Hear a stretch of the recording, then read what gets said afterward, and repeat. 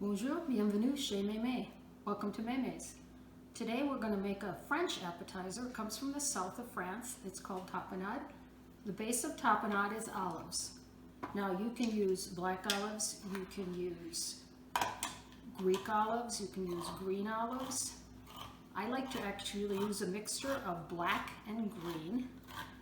When I first learned about tapenade and I saw it in a jar, it didn't look very appetizing because it was made strictly with black olives that had been absolutely pureed to death. And it looked like this gray paste. So I never tried it. I thought, I love olives. I'm going to try making my own. And this is back in the day before I had this wonderful food processor. So I was hand chopping all of these olives to make the tapenade. So as you can see, I've got 2 cans of black olives and I've got 2 jars of green olives with the pimento in them. And I like to use approximately equal amounts of green to black. Not only for the flavor, because the black are nice and fruity and the green are a little more briny, but also the color of the tapenade will be beautiful. The end product is going to be spectacular. So I'm going to use, again, 2 jars of green and 2 cans of black olive. And you see I just drained them off lightly, and now I'm going to get them into the food processor. So you can see the food processor is a bit full.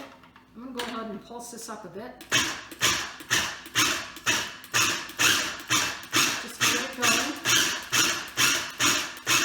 And the olives are starting to break down. Now I'm going to add a little bit of roasted red pepper, both for that briny taste and also for the color it's going to bring. So I'm going to do 1 good big piece of that.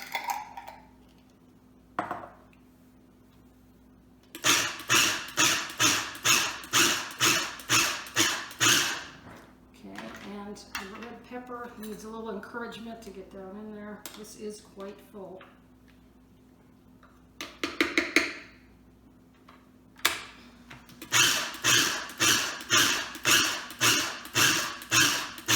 Now the trick to making this beautiful tapenade is to not overdo it on the pulsing. And you notice I'm not even really turning it on full blast. I'm just pulsing because I just want to get it chopped up into little bits. I don't want to turn it into that nasty gray paste. Okay, that looks pretty good. I'll be right back. Okay, so I've got it all pulsed up. I'm going to turn it out into this bowl. Everything from here on is just going to be gently mixing in. I'm not going to do any more in the food processor because I want to keep that beautiful, almost a confetti effect of the tapenade. So we want to get this all out. Be careful of your blade.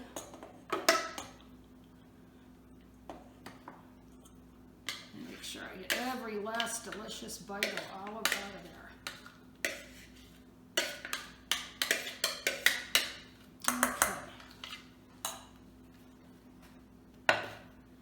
Now I'm going to use a combination of fresh herbs and dried herbs. I've got some parsley and basil here. I just stacked my basil up, and then I'm just going to squish this parsley into a little ball and roll it in with the basil. And I'm going to chiffonade that up. Now if you're going to keep this tapenade in the fridge, it keeps quite a while.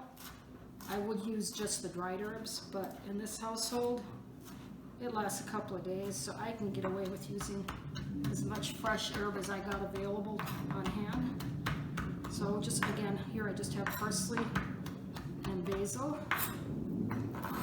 Throw that in. And I'm going to add a little bit of dried oregano.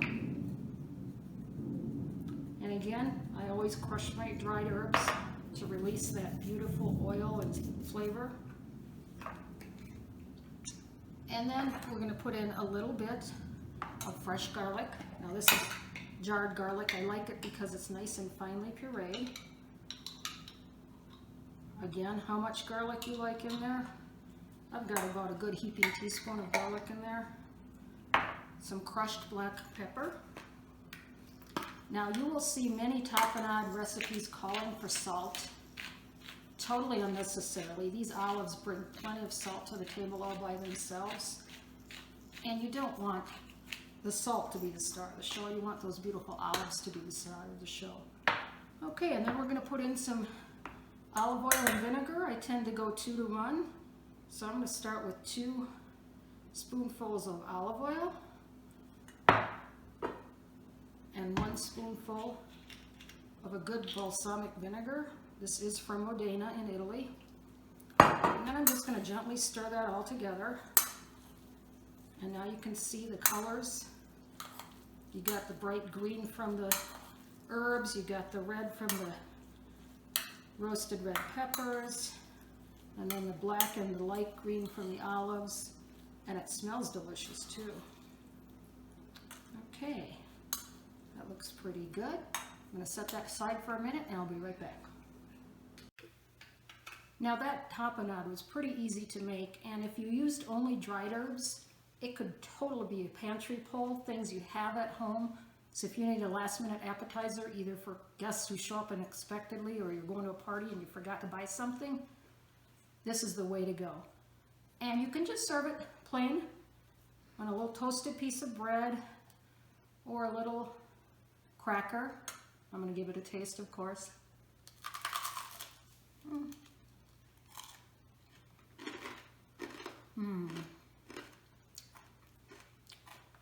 The bread is crunchy. The black olives are fruity. The green olives are salty. And then those herbs just lift it up. And actually, this will be better if you put it in the fridge for a couple of hours. All those flavors will blend together. Now, you could just leave it at this, but I'm not very good at leaving well enough alone. So we're going to kick it up a notch, and we're going to make a delicious herb and garlic cream cheese spread. So I've got 2 blocks of softened cream cheese that I'm going to put here into the mixer.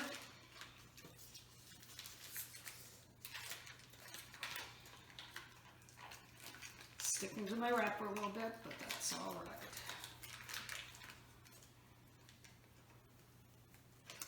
And then to that, we're going to add about 1/2 cup of sour cream, not light. If you're going to do it, you might as well go full out. So about 1/2 cup.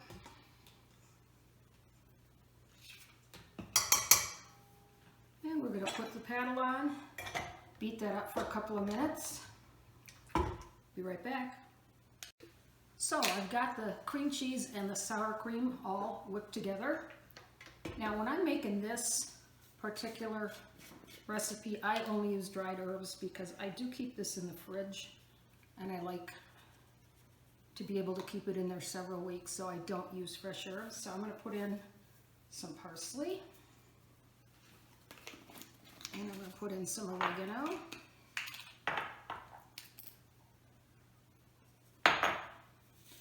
And again, this is one of those recipes where you could change up the herbs you want to use. If you wanted to make it a little more Mexican, you could put in maybe some chili, some cayenne, maybe some lime zest. I got some marjoram here. Got some basil.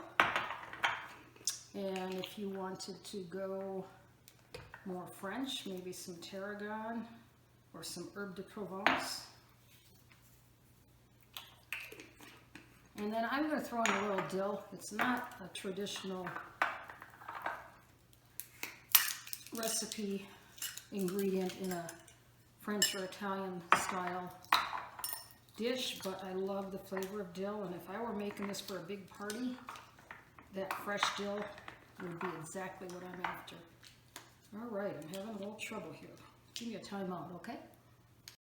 Sorry about that. That's a new jar of dill. I go through a lot of dried herbs and fresh herbs in my cooking because I tend not to use a lot of salt.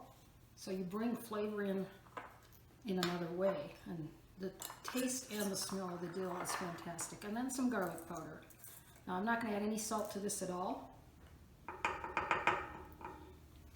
I will add a little bit of fresh ground black pepper. Oops. because I like that fresh when you grind it right into the recipe.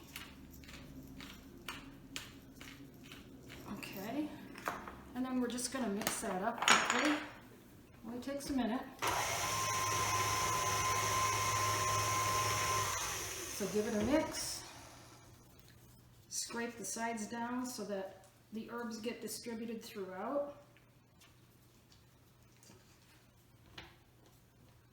And actually, just by looking at it, I think I'm going to give it a little bit more basil and a little bit more dill. I can kind of tell, I want to see the flecks of spices in the recipe. So I'll give it just a little bit more of this and a little bit more of this. And we're done with the herbs. Give them one more whip. Okay, so to present this, I would take my plate with my toasted bread rounds, put a little tapenade in a bowl,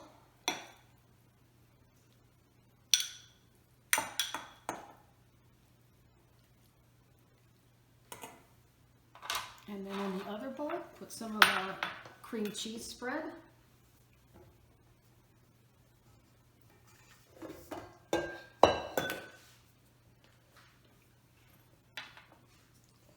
And the reason I like it this way is you not only have the fruity, salty of the tapenade and the crunchy of the bread, but now you've got creamy added into the mix. Sweet, salty, creamy, crunchy, a little bit of everything. So that's how I would present tapenade. You have a great day. I'll see you next time.